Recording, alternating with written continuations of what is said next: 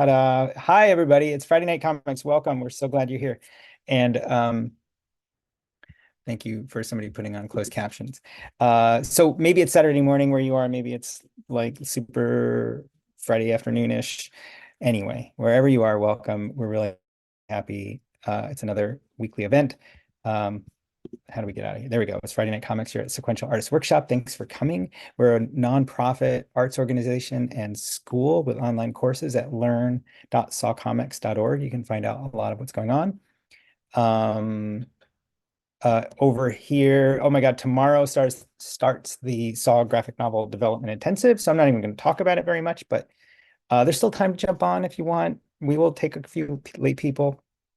6 months is a long time, so if you're a couple days late, it's not a big deal. In this spot tomorrow, next week, Andrew Kozlowski is here. Not sure what Andrew's going to do, but that's usually lovely. There's more about the graphic novel intensive. We can just scroll through those pictures, but because my God, you've probably seen them by now.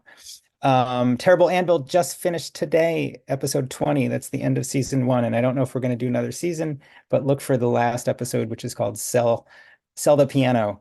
And that's coming up in the next day or two, but we recorded it today. So anyway, Saw really survives on tuitions and donations. And I don't know how many of you heard, but Emma left and very graciously. And so I've been doing a lot of the finances and stuff, and I really see how much we survive on donations and tuitions. And so thank you so much. And especially if you donated to tonight's workshop or any of the Friday workshops, it really helps us keep the lights on and pay the artists, and that really matters. There are lots of ways to support us. I'll put those in the chat. They're also on the screen right now. You can become a SAW sustaining member. That helps a lot too. Okay, let's get started. No inappropriate speech or imagery. Keep it PG-13. No trolling or hate speech. We haven't had to say that. We haven't had to correct anybody, let's say, in a very long time, but there was a time. Please share what you do tonight on social media, hashtag Friday Night Comics. You can tag us at Comics Workshop, and I'll put George's in the chat. You can go to members.sawcomics.org and share some of the stuff with other students there. And you can also see what we're up to at seesawcomics.org. We're doing PDFs of these. If you upload them, you'll be part of the PDF that looks like this every week. And those are really fun, and those are at seesawcomics.org. And tonight, I don't know what rant about rectangles means. I got a lot of rectangles behind me, so maybe that's going to be part of the rant. Let's see. I'm going to stop sharing. Georgia, I'm so glad you're here. Although I still can't see you. There you are. I'm going to spotlight you. Are you ready for that? Okay.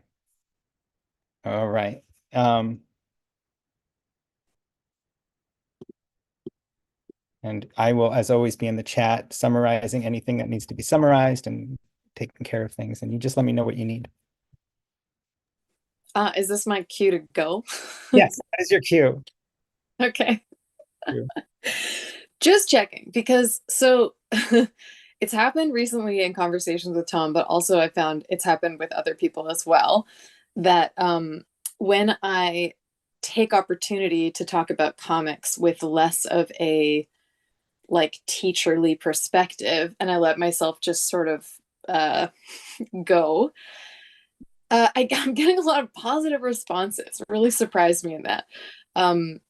You guys may know me from my graphic memoirs Dumb and Dancing After 10, which is the memoir of Vivian Shang that I like supported to creation. And I'm a teacher. I teach in SAW sometimes. I'm going to be one of the mentors for the graphic novel intensive that starts tomorrow. And also, I run private classes on my own. Like I'm teaching every Tuesday and every Saturday, my own thing. But my main thing is being very like aware and attentive to, and even like looking to the insides of us, of our bodies, for our inspiration and for our connection to creativity. This means that I'm approaching things from a very like sensitive, health-oriented perspective. And it's really soft. It's really gentle. I'm honestly really blown away by seeing the things that people create. And it's so easy for me to see how beautiful they are. And I take this like really supportive role all of the time. It's something I really enjoy doing. And then sometimes I'm in a conversation like with Tom or with another friend, or sometimes at the end of class, if I'm feeling like energized and sassy or something, someone will ask me a question and I'll just, go off. And then they're like, oh, more of this. And so when Tom asked me to when Tom asked me to do another Friday night workshop, I was like, well, I could just rant. See how that goes. Um, but the thing is, I don't just want you to be sitting there listening. So I'm gonna say, take notes as you like. I think taking like graphic notation is a super interesting way to engage when someone's throwing information at you. Meaning like you can take your notes in words, but also maybe you want to draw, maybe you're composing like a page, something that feels like it communicates what's being said just as much as the words are like telling what's being said. So do whatever you like um, for taking what I go on about and reacting to it. I will start by saying I have no problem with rectangles. This is not an anti-rectangle talk. Okay, when I rant about rectangles, I'm not saying, God, they're everywhere and why are we all using them at all? Except I kind of do want to talk about why the rectangle, why we're using the rectangle all the time. Because at the end of the day, even if you decide to break the near ubiquitous mold of making your comics on a non-rectangular surface, even then, are you in conversation with the rectangle? Because why? It's Tom, am I allowed to swear? Yeah. You get two F words for PG-13 and maybe another S word. Okay, but why would I say that you're constantly, even when you don't mean to be, or even when you're trying to like get out of it, in conversation with the rectangle? Because it's so fucking ubiquitous. This is, I said near ubiquitous, but it's actually like 99.999% of the material that you absorb, whether it's comics, whether it's prose writing, whether it's television and movies, it's happening in a rectangle. And it's, like I said, I'm not nothing against the rectangle, but as a cartoonist, my most curious moments take place in asking what are the things we see all the time that we are not experiencing because our brains just accept it as the way things are because it's so normal. That's interesting to me as a person, actually, in general. I'm like, why does everyone assume that we all agree on this like certain structure? Why is this thing happening everywhere and yet no one's talking about it? Like those are things that fascinate me. And it can absolutely go to like a moralizing place, like a place of what are my values in the world and like how are we expressing them by following automatic scripts versus by discovering or creating our own version of things that might look like it's outside the mold. Of course, it can be high-minded and moral like that. It unquestionably is with me. I can be fairly radical. But the rectangle isn't a problem. I'm not trying to say, God, it's so ubiquitous, down with the rectangle, we need other shapes. I'm actually saying pay attention to it. Because especially in our Zoom world, which we're in right now, in our online spaces and our digital spaces, the rectangle is the frame, it's the portal that we get to see through or see things on. But then in comics, what I love is to make the medium a part of the message. Like just to throw back to Marshall McLuhan for a second here. Like I only choose to make comics that I want to be a comic that is read on paper, that has panels and boxes that might go through many page turns to be understood. That is part of how I decide what stories are going to be made into a comic and what stories belong to another medium entirely. So I've done a lot of thinking about page design. I've done a lot of thinking about, you know, where to place dialogue boxes and the pacing of things. Like, yes, I've thought about all of those things. And then I sort of found myself going like, but what about this actual piece of paper? Like this actual piece of paper is a rectangle always, always, and forever. And that might be why some of the shapes that I want to make are more invisible and some of them really like jump out and take a lot of space in my brain. So what is a rectangle? There are a lot of shapes out there. A rectangle specifically has to be an enclosed shape with four straight lines, and they're parallel to each other in pairs, right? So you have two parallel lines at the top and bottom, two parallel lines on the side. It doesn't matter which ones of those are longer and shorter. The key is that they're parallel. This is a really neat and tidy shape. That might be something that you're relying on more than you realize.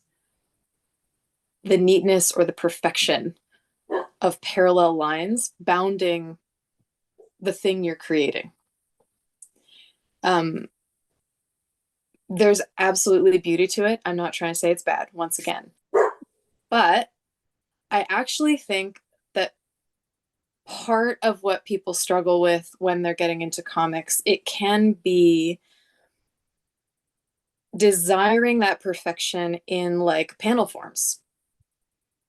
Like the paper is always uniform and perfect, and then we're drawing on it and your hand just physically can't draw a straight line. Like I don't think a hand can do that without guidance. I mean, prove me wrong. I don't if that's how you want to spend your life trying to make a freehand perfect straight line, like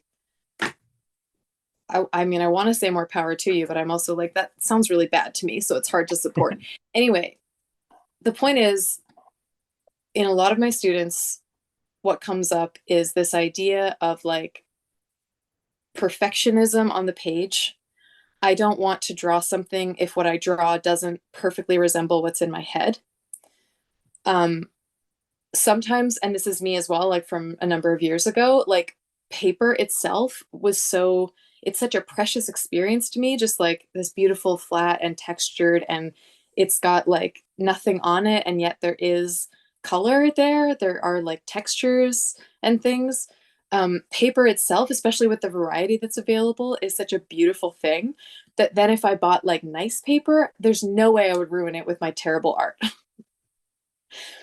Like there's no way. It's just, this is too precious. It costs too much money. I can't do it. I can't afford to make mistakes. I can't afford to be messy here. And I think it can be really liberating actually to grab for materials that are imperfect, that are less than perfect, in order to free ourselves of that sense of perfection. And yet, even if you're drawing on, like I draw on printer paper, so it's the cheapest of all papers. It's just like buy 500 sheets or 1,000 sheets for like $5. It's not archival. It's not going to last forever. You know, I try to buy the stuff that's like been recycled, but like who the crap knows what that means. I saved one of my F-bombs and used a C one there. um, but like literally just drawing on this stuff that is so, so cheap, I'm still very aware of how perfect it is.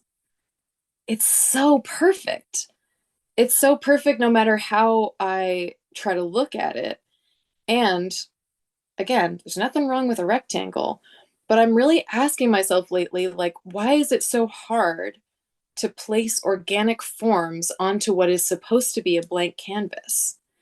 And when we talk about the limitlessness of a digital space for creating your comics, we're like infinite canvas. Oh my God, you can go into the canvas now. You can like zoom in and make your comic embedded within a thing. You can have an infinite scroll. So there's no page breaks. It's just the scrolling of the page. And I'm like, you know what? That's not true.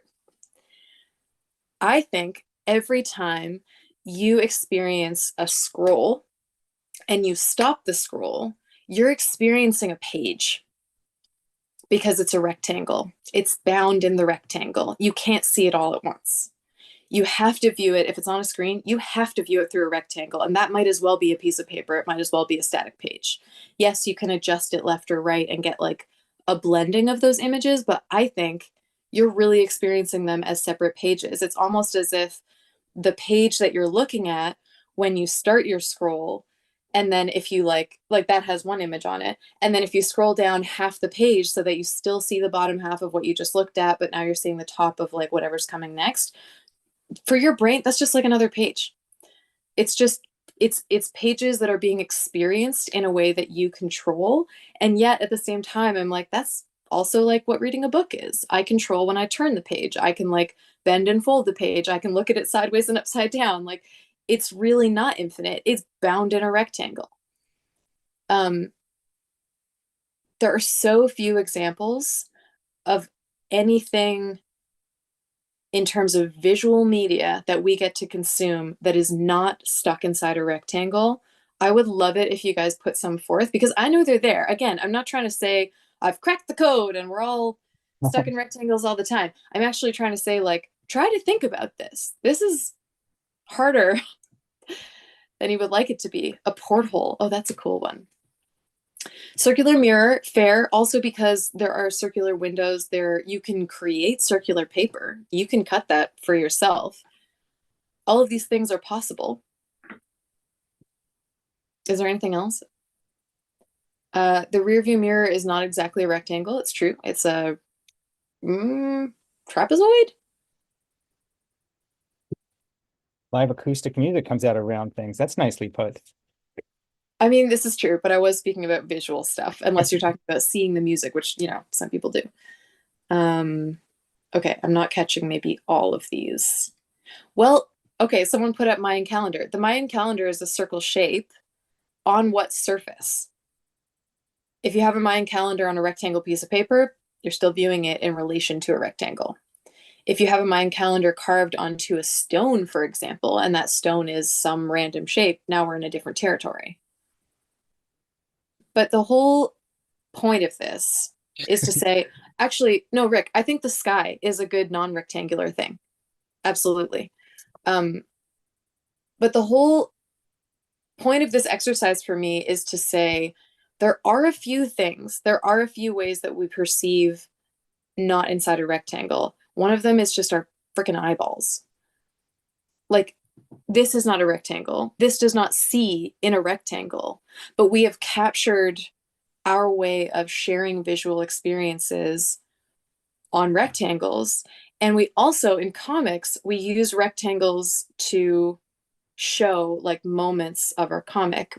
I'm going to say panels, and panels to me is also like moments, but those things can be, they're not strictly defined. Like they can even blend and be sort of overlapping each other without being the same thing. Yeah, anyway, that's a whole other rant.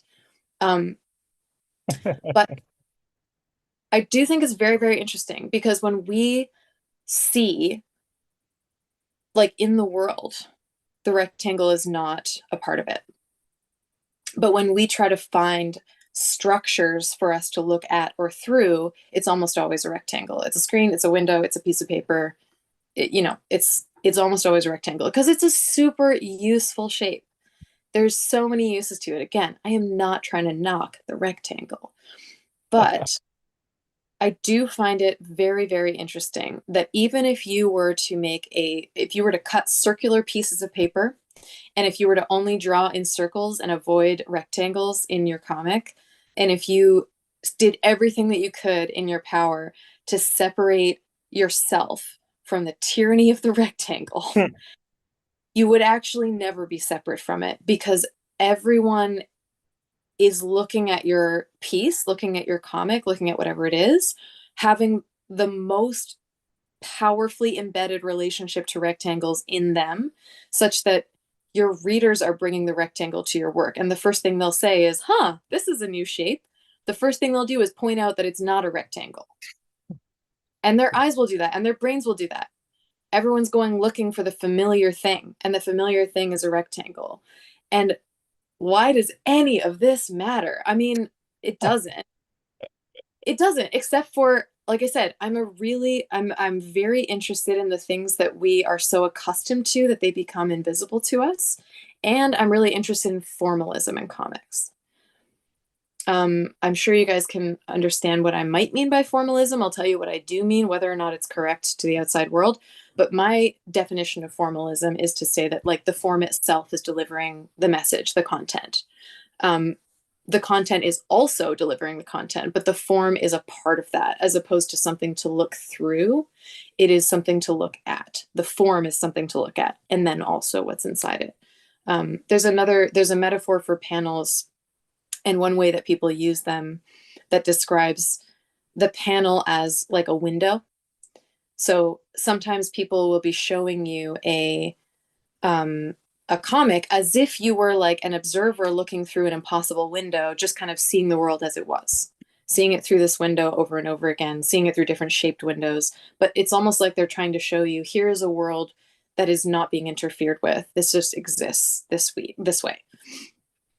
And then the metaphor or the explanation for how I like to make comics is the panel is an object. It's an object that can be moved. It's a participant. It's on the page. Your hand is on the page. Your eye is looking at the page. All of those things are objects. So you're never out of conversation with the fact that this is a comic and the comic was made by someone and you're like being communicated to through this object. In the other version, in the window version, you're not meant to be looking at the window. You're meant to be seeing what is through the window. But the window itself is supposed to be something that your brain basically accepts as background and stops caring about. Because you're supposed to be just in that moment, observing that moment, but also like close enough to that moment that you're not thinking about how it's coming to you. So I preferred for the how to be a part of the process, to be a part of reading it, to be something that you might even want a character or a part of the story to interact with, such that the shape of the window matters. If the shape of the window is circular, it's for a reason, not just to have it stand out, but maybe there's like another emotional calling to the shape of a circle versus the emotional relationship you have to the shape of a rectangle, to the shape of a page. And I mean, as I just saw a little note, Tom was writing like a panel that is a cookie, a panel that is a boat. And I'm like, yeah, if you make a panel shape into another object, you're doing a dual communication, right? Like it could be that you have a panel that's a boat because you want to have like a cutaway so that you see what's happening literally inside the shape of the boat, or the shape of the boat could just be a shape that you want to invoke to then apply another meaning to whatever it is you show in the panel, even if the inside of the panel is happening like people are having a picnic on some grass, but it's like enclosed by the shape of a boat. You're invoking so many different things in that moment. And why are you doing that? For me, basically, it's just recognizing the rectangle as a choice, as an object, as something that you are always actually in conversation with, even when you're trying to break the mold. That's something you have to do on purpose. So it's not that easy. It's not that easy to just go, fuck rectangles, I'm moving on. Shit, that was my second F-bomb. Anyway, it's not that easy to just like ditch the structure. In this case, I really think you can't ditch the structure of a rectangle. And that's just something to know, because if you know it, you can wield it. You can make decisions in your comics where you go like, yes, let's really resonate with the rectangle. Let's like, what do these vertical lines feel like? We've got the vertical lines of the edges of the page. Now, how do I want to emphasize them and have them have a relationship to that?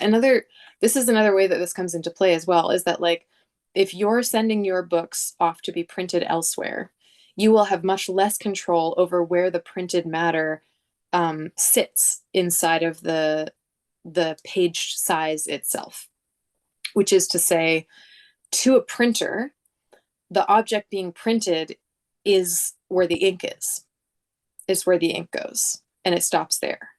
But I'm basically saying, nah, it stops at the edge of the paper.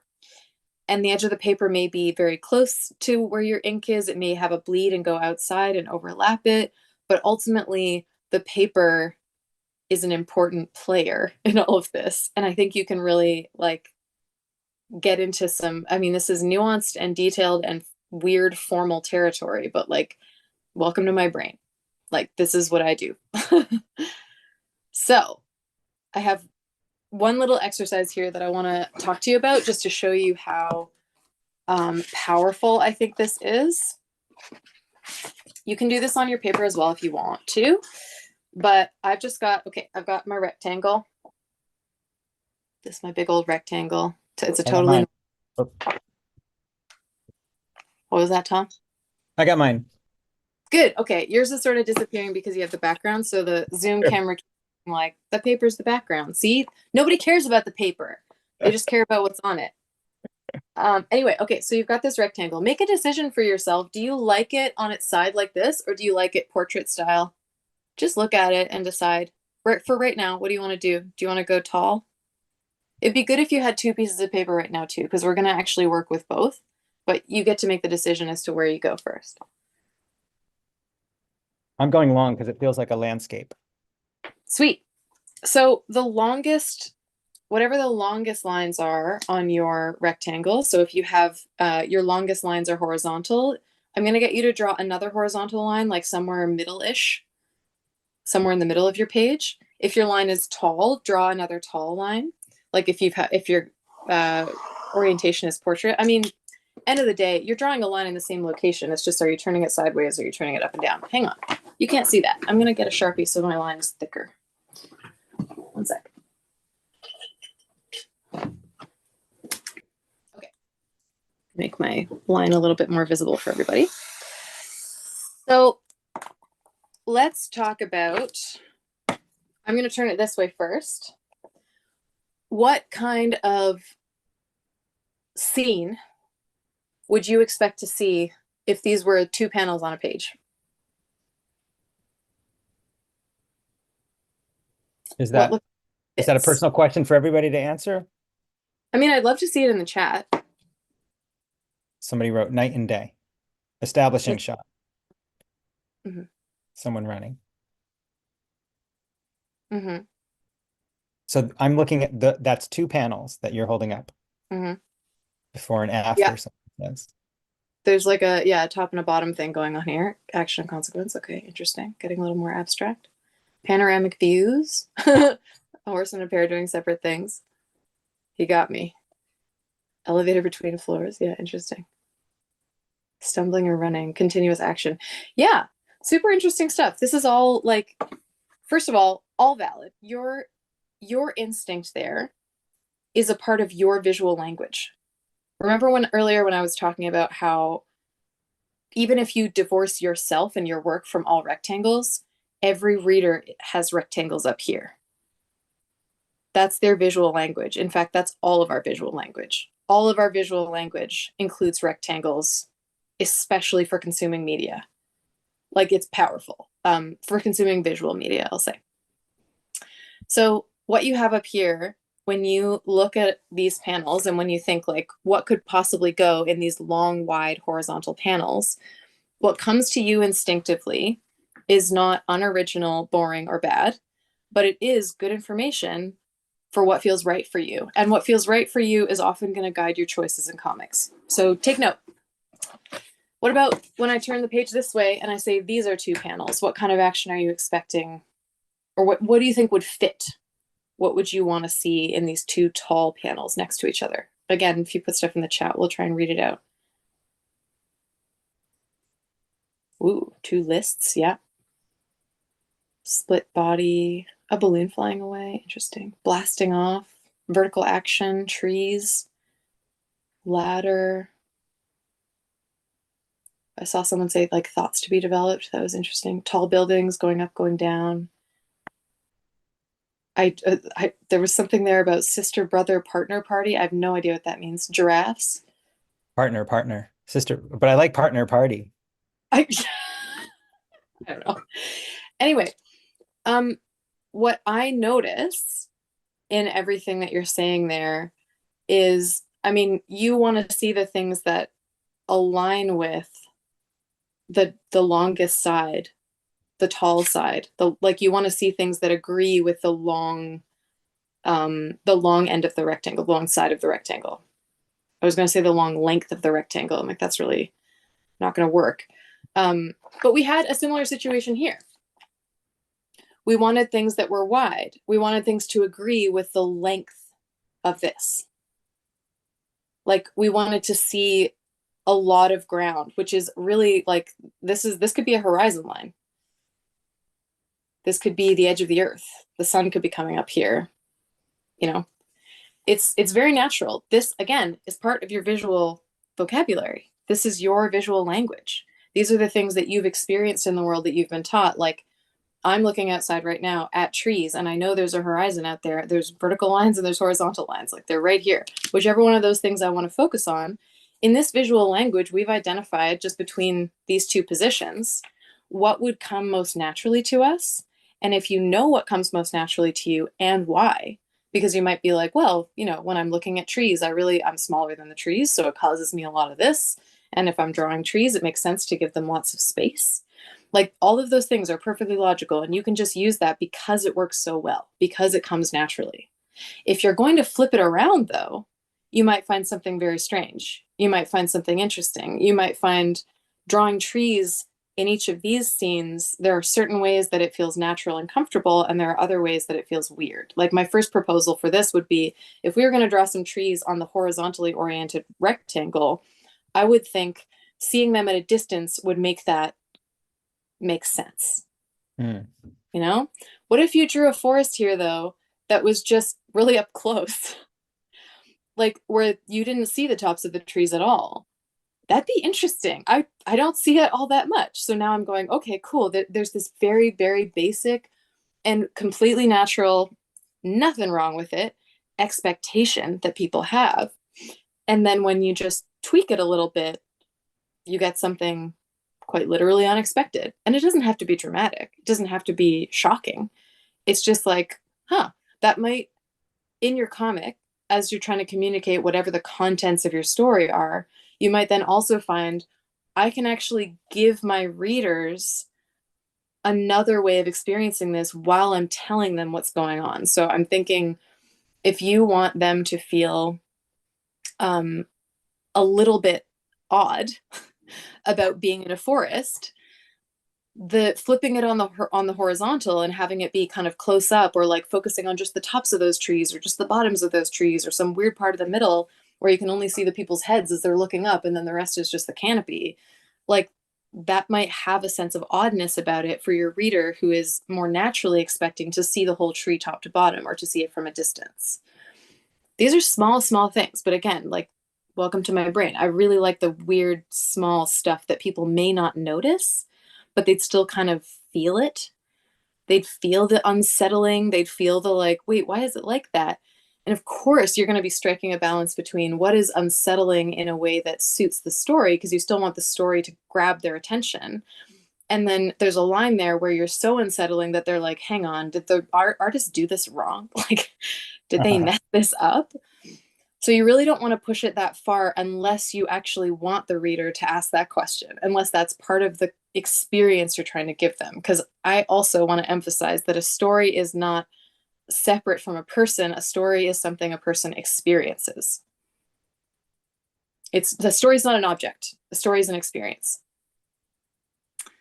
Um, so I have another thought to give to you because, like I mentioned at the beginning, I am always teaching with the body in mind, like the inside of a person, our experiences in our bodies as part of my creative process.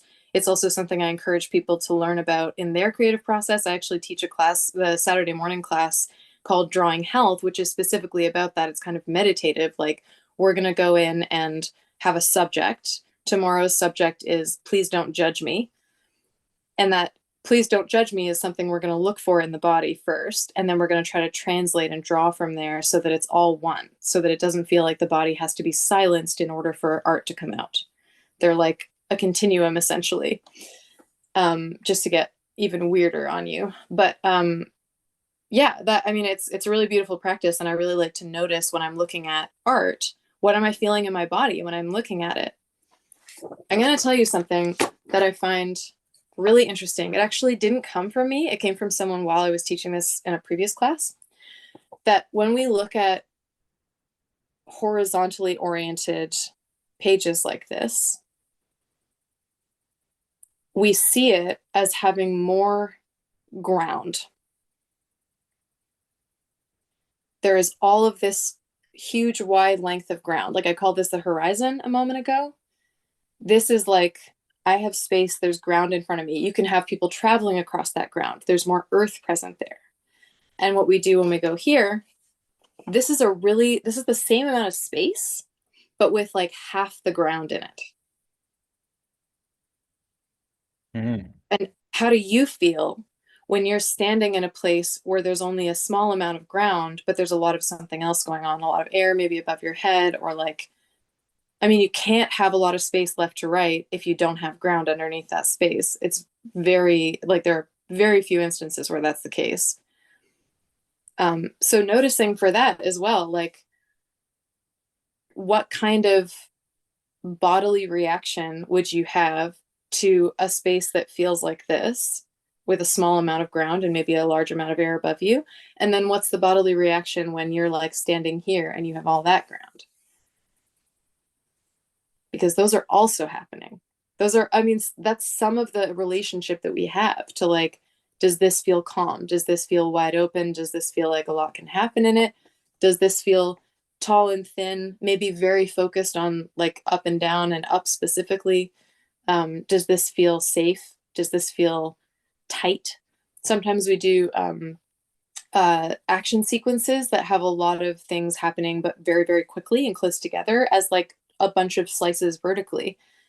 Because there's no ground, there's no time to breathe, there's no time to settle. It's just thing, thing, thing. And these are, again, they're visual languages. You can mess with them in every way, however you want to. I don't know how much time there is left, but I wanted to give an opportunity to, yeah, Tom, how long do you think we should go before just talking, right? I want to, I want, I, for the people who are struggling with things to draw, can I show what I've been doodling while you've been speaking? Ooh, yes. Yeah, Let's and do then okay, I have to turn off my background in order to do that, which means everybody sees my house. Okay. it. Oh, wait, and you know what? I can even spotlight myself, but I don't know if this will. Well, you know what? I can add a spotlight, doubling our rectangle options here. Since you were Yes. talking, since you were talking about trees, I've been cutting up pieces of paper. Whoops, there we go. And so I cut up that one, and I just, the trees sort of disappear in this like little shape over here, and then but they're a little more visible there. And I did the same with the bottom of some trees, and I watched those sort of disappear into oblivion. But then I made one panel that was text. It says, just before this, I was cleaning a floor, which is true.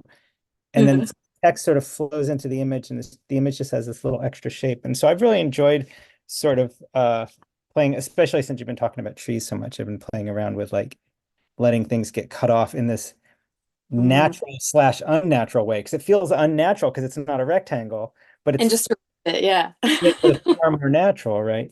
So I want to give people some ideas about, and then I just drew a face in a ripped piece of paper. I'll stop. I'll That's okay. unspotlight I mean, if, yeah, as far as drawing goes, like what I was thinking was just to spend another couple of minutes, because I have just been talking this whole time, but I talked specifically about what would happen if you chose one of these, you chose like this and you drew a line. And then we talked about what came naturally to you.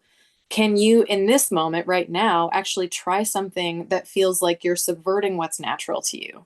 Like, as I spoke about the trees here, like that was my example.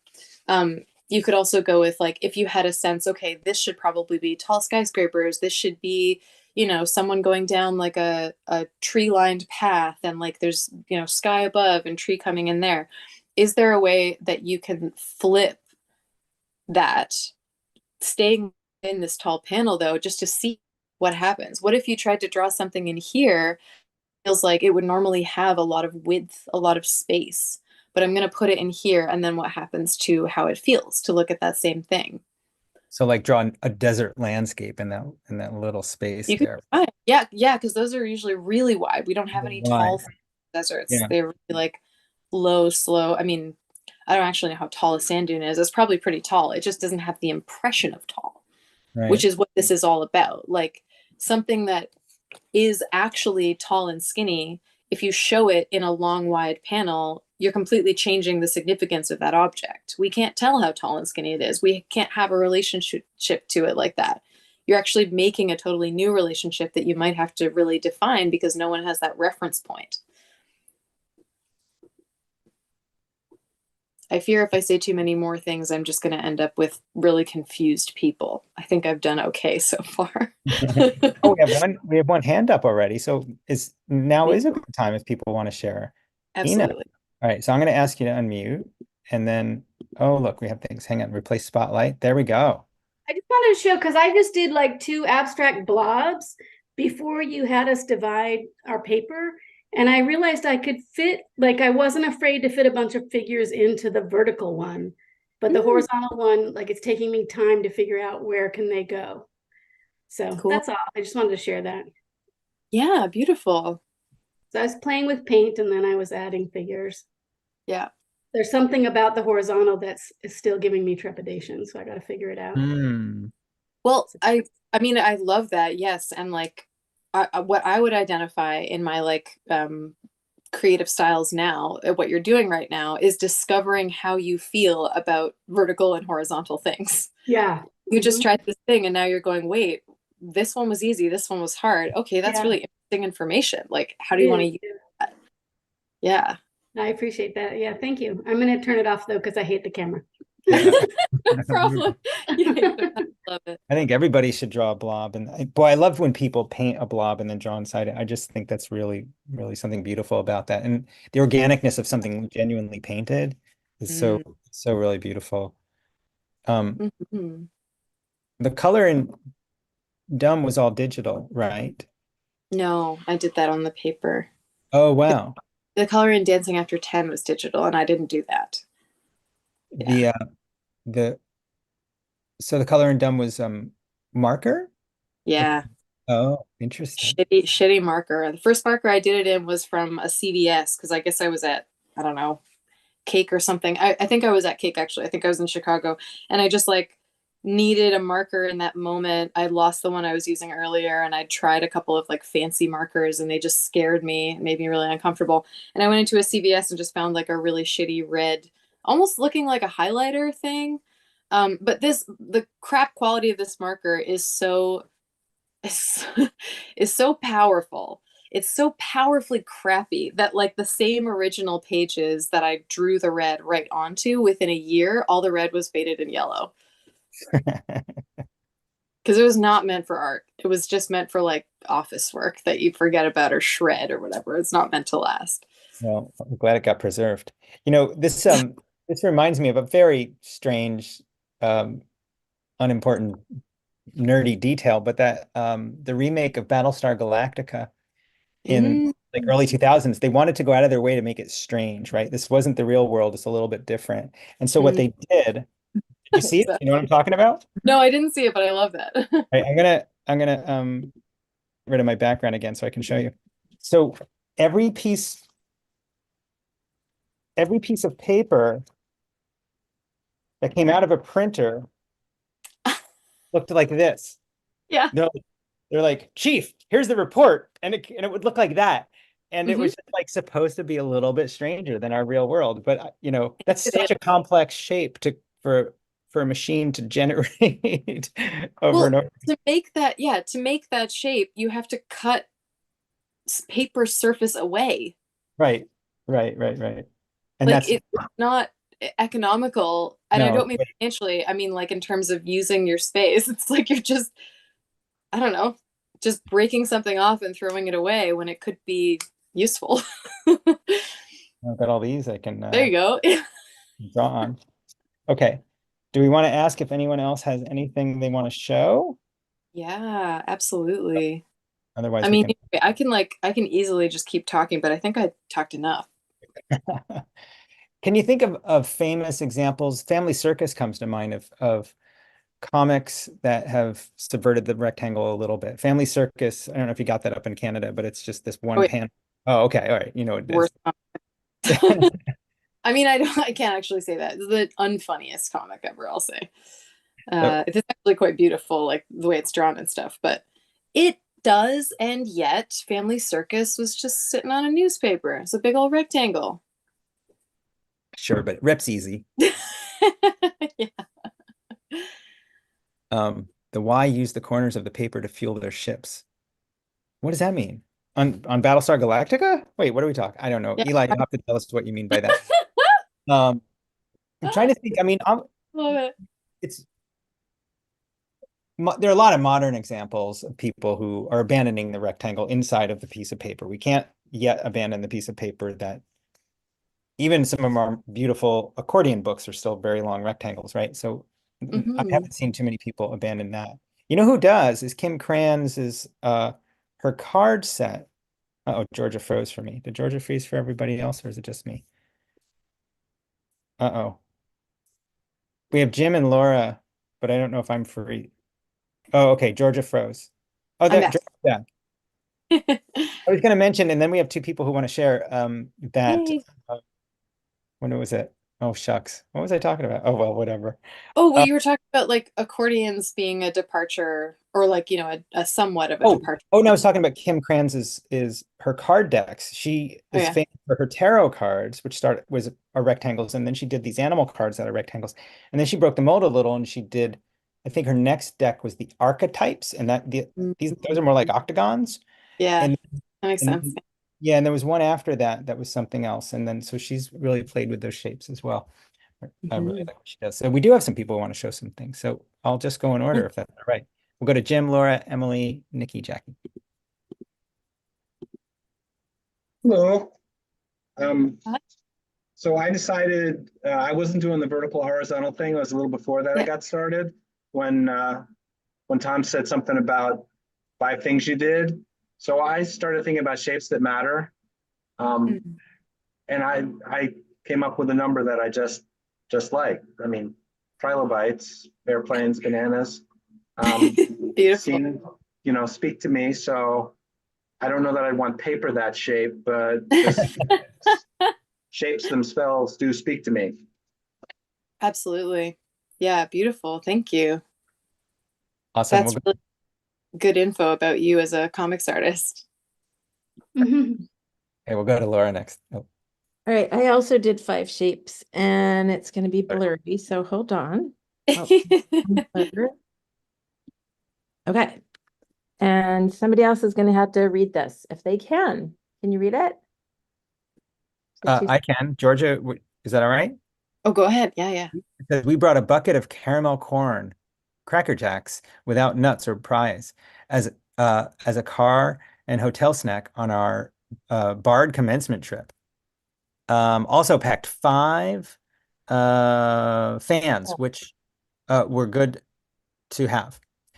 Oh, and that's a fan. I should have taken my cue from that. Inside the gigantic tent, filled with at least 1,000 people, including hundreds of graduating students. I like that the lettering is changing now. In what must have been stifling hot caps and gowns. Bard has 58 students from Afghanistan, and those graduating wore Afghan flag stoles. Wow. We listened to hundreds of names and a lot of trombone. And then it was time for caps to be flung. Wow. Thanks for reading, Tom. You're, This is a you're lot of welcome. fun.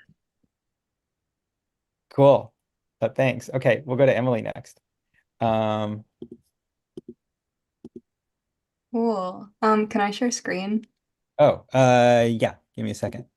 This was so much fun. This makes me think about like just so many things. I was like tripping out thinking about like how I think about rectangles.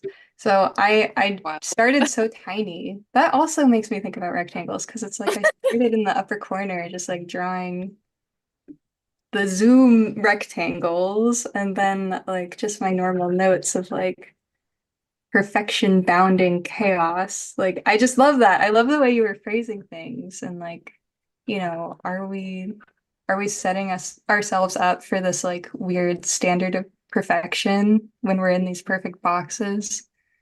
And it made me think about like how friendly things appear when they're round. Like that's a concept in character design. We like trust circular shapes rather than like sharp angled things. And I drew this like I used to draw these little like funky bodies. Um, and I did these paintings. This is cheating because I copied and pasted old work into this. But these are some old paintings that I made where I was kind of fighting the rectangle. Like in this one, you've got that like XXX booze cartoon bottle like slipping out of the frame, and your hands don't make sense, but it's like this blobby. I don't know. I love this. This is like making my synapses fire. That's So amazing. Yeah, awesome. So thank gorgeous. Thanks, Emily. Awesome. Synapses firing. That's what we love. Okay, we'll go to Nikki next, and then Jackie and Lee.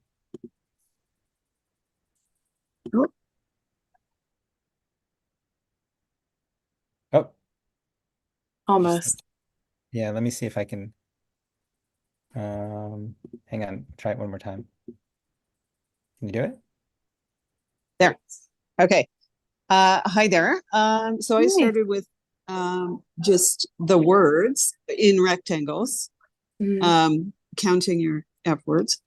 And and when you talked about seeing through another shape, so that's a rabbit who becomes a window, who becomes, and his eyes have other things going on beyond whatever. But I was also happened to have these post-it notes, so which are very rectangular.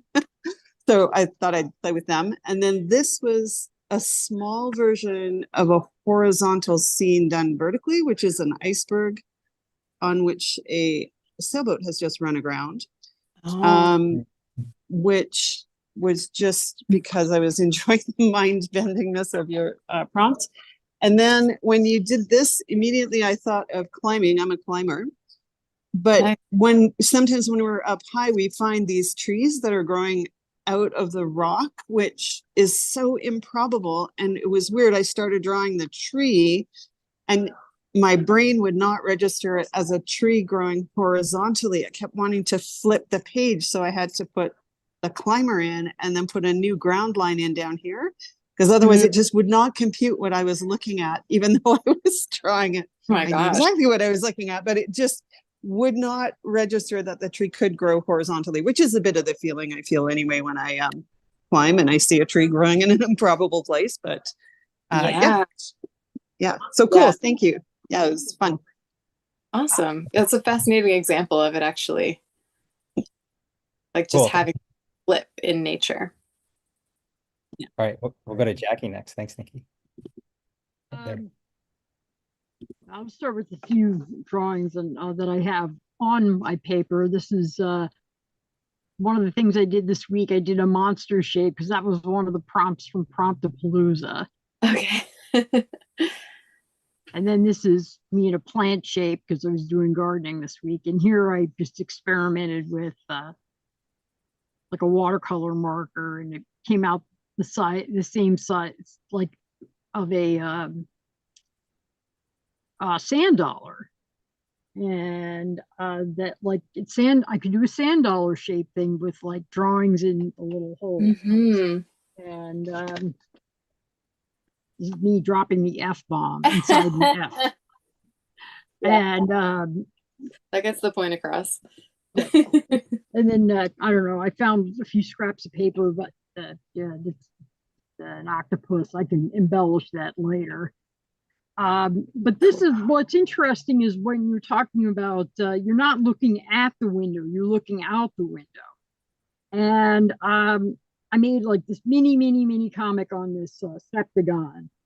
I used to wait for the school bus in our old apartment downstairs. I would always ask my daughter what she saw in the window. And my daughter's autistic. So I'd say, what do you see? What do you see out the window? And she would say window. And I thought that she was just repeating me. But then one day I said, what do you see about the window? What do you see out the window? And she said, plastic window. Because the window was made of, in my apartment was made of plastic. Oh. And she wasn't just repeating what I was saying. She was being literal. Like, what do you see? I see a plastic window. So that's what it made me think of. That. Wow. Yeah. But that's it. This was a fun workshop. Very thought-provoking, Georgia. Thanks for coming and sharing. That's a great reminder to please share these online. That one was really great, Jackie. We'd love to see that again, and everybody else. So I put it in the chat where you can share, and also put the potential PDF thing in the chat too. Lee, we'll go to Lee next. I didn't really break out of the circles on what I drew tonight, but we were talking about trees and what you could see in a long rectangle. And I was thinking about someone who, like, if you go in close on the trees, it kind of gives you an impression of being in a vast forest. Mhm. And then if you go the other way, you can get an idea of how big the tree is in Mhm. regard to the person. So I was kind of enjoying playing with that. And then you mentioned like drawing in a blob, and this isn't something I did tonight, but in a Discord that I'm in, some of us will occasionally do colored blobs on paper and then like scan it in, or do blobs in like Procreate or what have you. And we'll Oh. each other will draw in them and see what we can find in the shape. So I've done that a couple times, and that is super fun. That is one of my favorite things, and I need to do that again. But the So other cute. thing that it, like talking about the trees and the panels, brought to mind, and like what other shapes are, and talking about portals and things, it brought to mind the Nightmare Before Christmas, the scene where Jack was in the forest and looking for the doorways into the other Oh. and they're all shaped differently. Like the Christmas one is a tree, and the Halloween Yeah. one, I think, was a pumpkin or what have you. I don't remember what they all were, but they were all shaped like something to do with that holiday. And it kind of like made connections. So that's it. Yeah. Awesome. Thank you, Lee. So many things in that share that are awesome. Thank you. Awesome. Thanks. We'll go to Jen next. Thanks, Lee. Hi, how are you? So when I was just listening to you, I don't know, I don't think I'm a very visual note. I'm sorry, my hair, I'm upset. It's okay. I don't think I'm a very visual note taker. I sort of draw over notes, but I tend to like write a lot because Ooh, I also yeah. write. But yeah, I got really into just making rectangles, and then we have the boat, and then we have a bunch of stuff Nice. that I thought was interesting. Then we have you. And me. Thank you. That's so sweet. Then, Yeah. hold on one second. And then I sort of thought about what the, I was thinking about when you were talking about like naturally the way we work. And one of the first full page comics I made was in the shape of a circle. Like Mm. that was the focal point of it. So I was like, maybe there's hope for me. Oh. So, well, I Wow. mean, as far as Yes. thinking out of the box, because sometimes I Uh-huh. think like all of my creative juices go into teaching teens Mhm. and A lot of thinking energy. out of the box for them. And then I look at it and I'm like, okay, what do I do? I do boxes. So Mhm. in the spaces, I decided I'd draw pieces of things that didn't necessarily fit in the box. So Yeah. yeah, we have the baleen whale, and then Uh, Oh my gosh. yeah. Yeah. I love that because you held it up and my first thought was like, oh, these are beautiful abstracts. And then I right. was like, hang on, that's a whale. And I Yeah. didn't figure out the giraffe until you turned it over because my brain couldn't compute a sideways giraffe that you're seeing a small section of. Thank you. So Yeah. yeah. Like threw me in a good way too. Yeah. Marlene is there. See Marlene. Hey, Marlene. I remember you. Oh, Oh, I think you're still muted. let me see if I can get Marlene, you're muted. Can you hang on a second and unmute? There we go. Uh, Hi. I'm so happy to see everyone. Yay. I've known Tom for a long time and Georgia from time to time.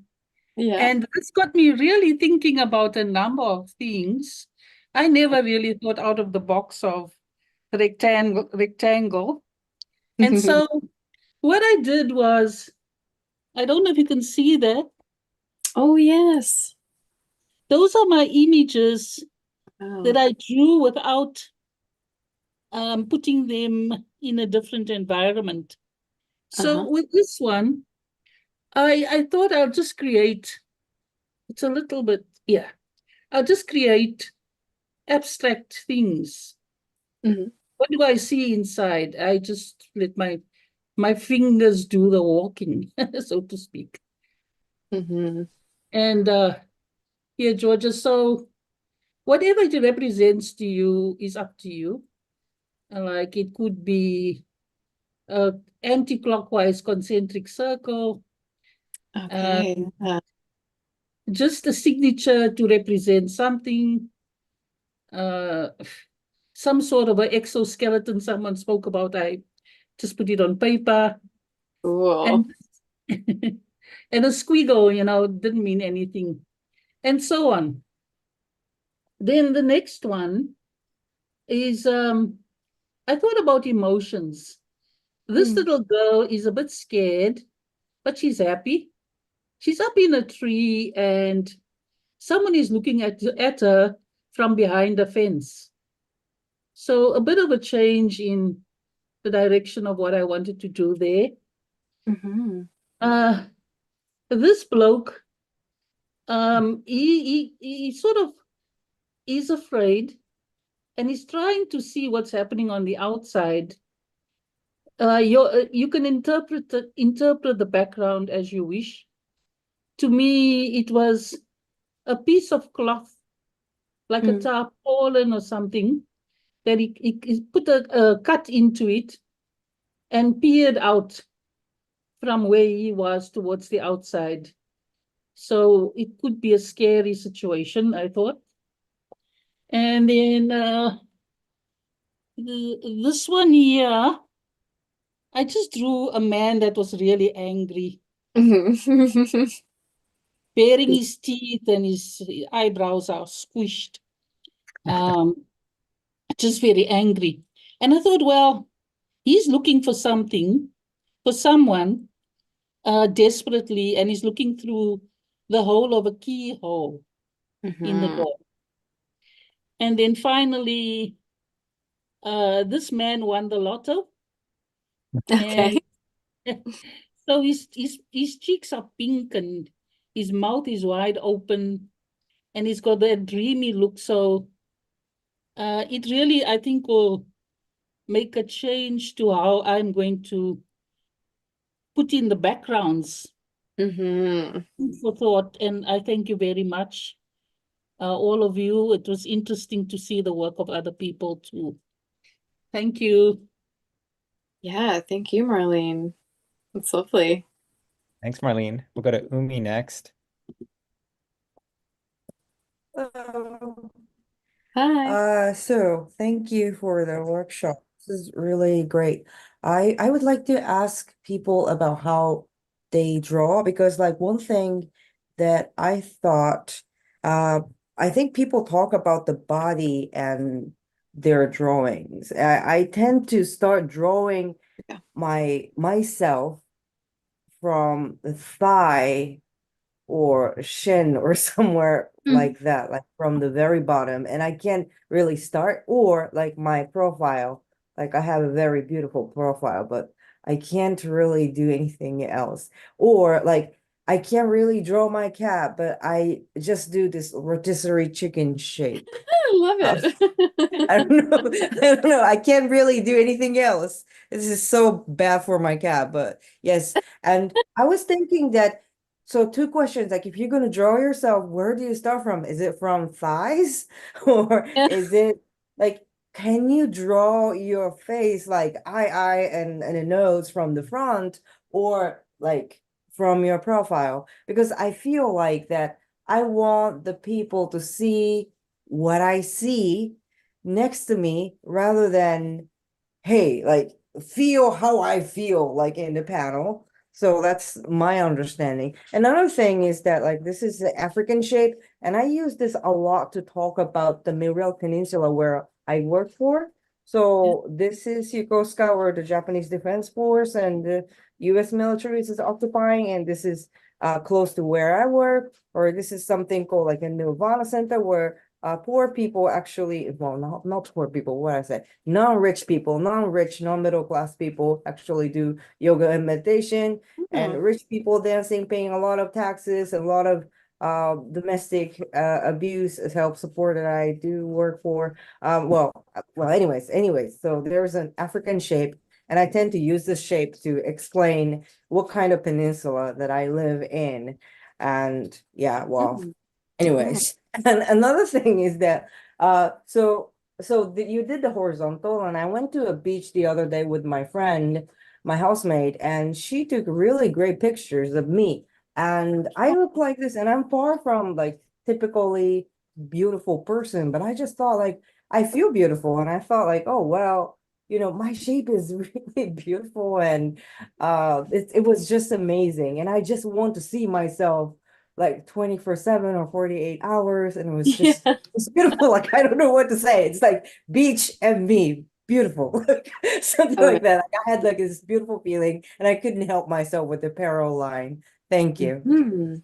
yeah. Thank you for sharing. There are so many people appreciating you in the comments there, Yumi.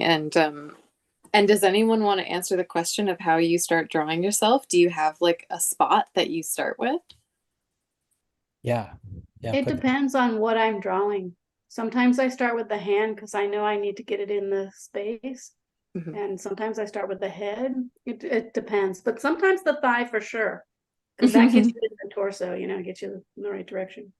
Yeah. It depends. All right. Well, we'll put them more in the chat. Let's find out what other people say. Thanks, Umi. We'll go to Tara next, and then I think finish up with Gabriel. Here we go. Hey all.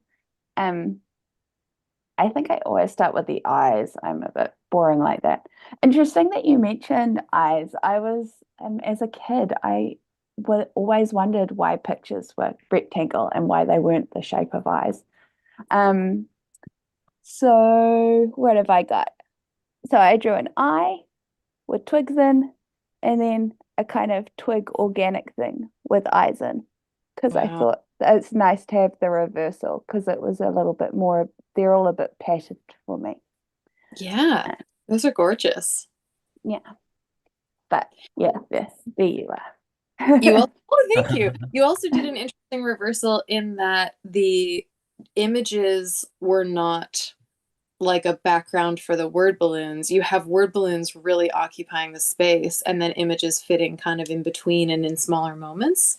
That is also a very unusual. Yeah. There are Tom's little pieces. But except they look like bird feet for me. Yeah. Well, that's a question of, that's one of the tricks of perspective, right? You can make things look like other things just by getting closer or further away. It's amazing. It's a little magic. Awesome. Thank you, Tara. We'll go to Gabriel next. Here we go. Oh, hang on. All right. So I did the blob, and just the first thing I thought of was just a little body of water, like a lake or something. And so it's just a bunch of people standing around a lake, and just what I found interesting about it was that it was like it started as this thing that seemed to me very basic, and then it sort of evolved into just different kinds of characters and different kinds of people and how they interact with one shape.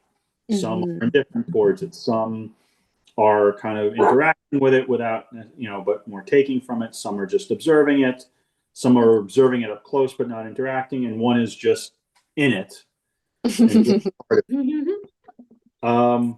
I tried to do a couple of the things where it was like drawing a scene within a more objective shape. Yeah, look at that. I don't know how legible it is, but here it is. And so I just did 3 hot dogs to describe my Memorial Day weekend where I went to go visit my friend in Long Island. So the first one is driving to Long Island and then going in the pool.